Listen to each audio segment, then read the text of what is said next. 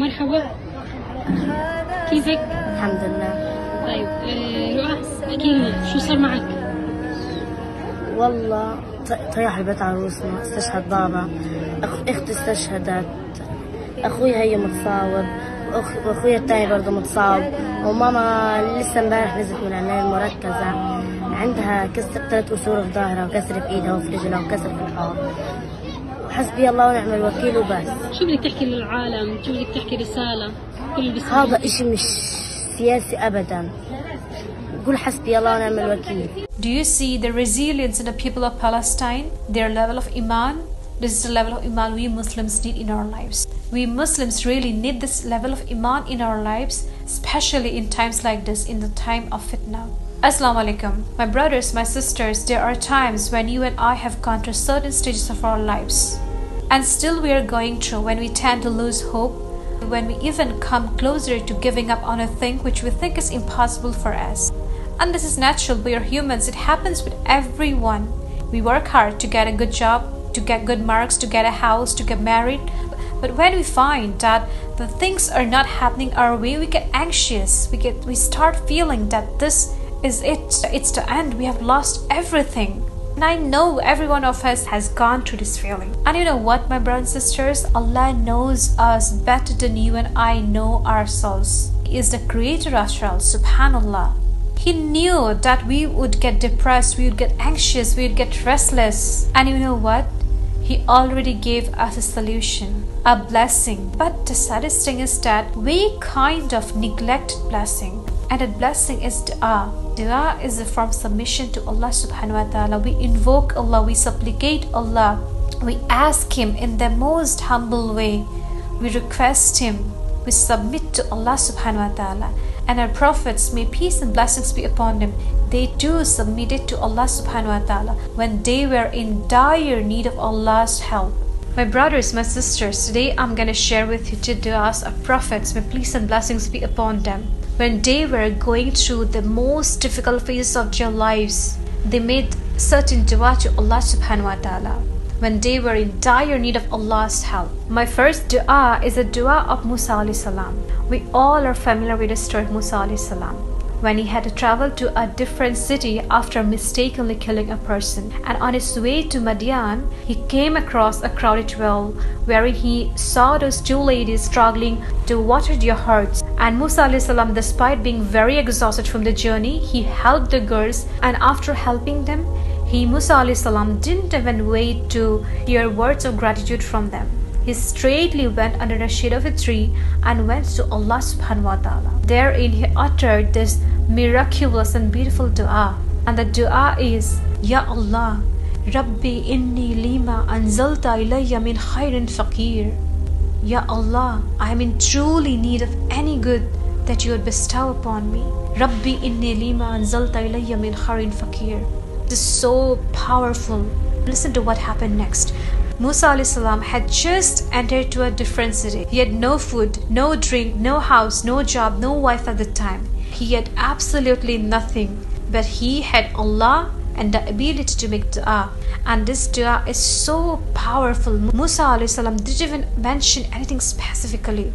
He just made the dua and left everything to Allah Subhanahu Wa'Tala, the Most High, Al-Mujib. He made the dua desperately from his heart, sincerely to Allah Subhanahu Wa'Tala. And guess what? Allah answered him instantly. The father of the 2 girls whom he helped rewarded him with a job for a full 10-year contract. And Musa alayhi salam did not only get a wife, he got the option to choose between the 2 young girls. Subhanallah.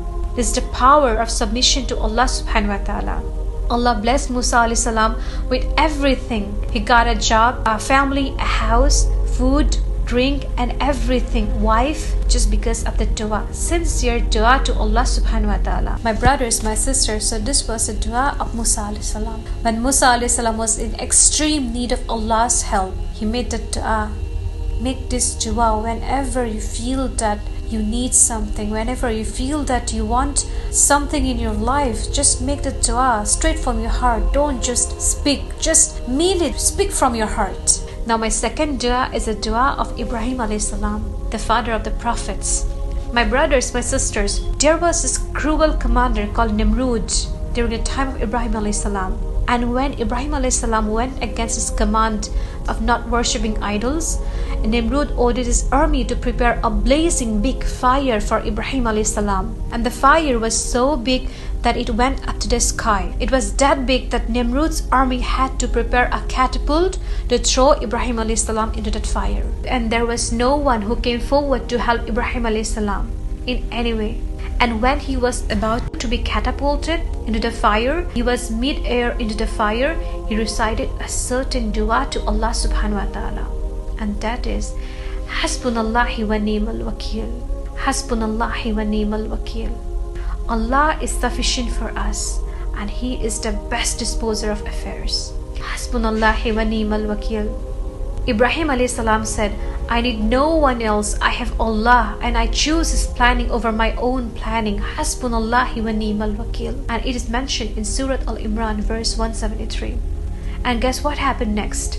The fire became cool and gentle on Ibrahim alayhi salam, because Allah, the owner of the fire, commanded the fire to be cool and safe upon Ibrahim alayhi salam. And as a miracle, the fire didn't burn Ibrahim alayhi salam. This was the result of Ibrahim alayhi salam's sincere prayer and his trust upon Allah Subhanahu Wa'Tala. My brothers, my sisters, don't lose hope. Don't lose hope. When calamity or hardship strikes you, lay your trust upon Allah Subhanahu Wa'Tala. Ask Him. Make sincere dua to Him. It is only Allah who can bring you out of it. Don't rely on anybody else except Allah Subhanahu Wa'Tala. Only Allah can bring you out of it. Hasbunallahi wa ni'mal wakil. This dua gives you strength to stand against your enemies. And even if you don't have your enemies, just recite this dua every single day. It will protect you from many things. It will protect you from any harm, any evil. Trust me. My brothers, my sisters, I want to say you that while making dua, don't forget that we are talking to the same Lord who splitted the sea for Musa alayhi salam, who splitted the moon for Muhammad sallallahu alayhi wasallam, who saved Ibrahim alayhi salam from the fire. Nothing is impossible for Allah Subhanahu Wa'Tala. If you think that Allah won't be able to give you what you want, this is a limitation within you, not Him. Allah's delay in answering a dua is not a sign of negligence or indifference, but rather a testament to His love and care for you. It is just that He wants to hear from you more, to deepen your connection with Him. And this connection is needed through dua. He wants you to prepare for the beautiful response that awaits you. Don't become hopeless. Have tawakkul on Allah Subhanahu Wa'Tala. Make sincere dua to Him. If it's good for you, He will give it to you. And if it's not, He will replace with something more beautiful that you will say, indeed, Allah is the best planner. And indeed, Allah's timing is the best timing. So my brothers, my sisters, do you see? When the prophets, may peace and blessings be upon them, of our deen, relied completely on Allah Subhanahu Wa'Tala during the hardships and trials, then who are we to not trust and rely on Allah Subhanahu Wa'Tala? When the Creator of the universe has faith or wisdom and capacity that is on us to overcome the trials, then who are we to not trust ourselves, to not trust the Creator? We are the Ummah of Sallallahu Alaihi Wasallam. Remember that. And remember that our Prophet Muhammad Sallallahu Alaihi Wasallam went through the hardest of the test. He is the most beloved, the most noble of the prophets. If Allah can remove hardships from the prophets, may peace and blessings be upon them, from their lives, why do you think that Allah can't remove hardships from your lives? Just have tawakkul on Allah Subhanahu Wa'Tala. Just keep on making dua. And Allah has given you so beautiful du'as. He has given you the Quran. Make use of it. My brothers and sisters, I know sometimes it becomes difficult for us to take the load. Remember that Allah is with us. He is always there for us. Cry to Him. Ask Him. Go in sujood. Cry out to Him. He will respond to you in beautiful ways indeed. Read the prophets. May peace and blessings be upon them. Their stories. You'll get strength. So my brothers and sisters, I would end this here today.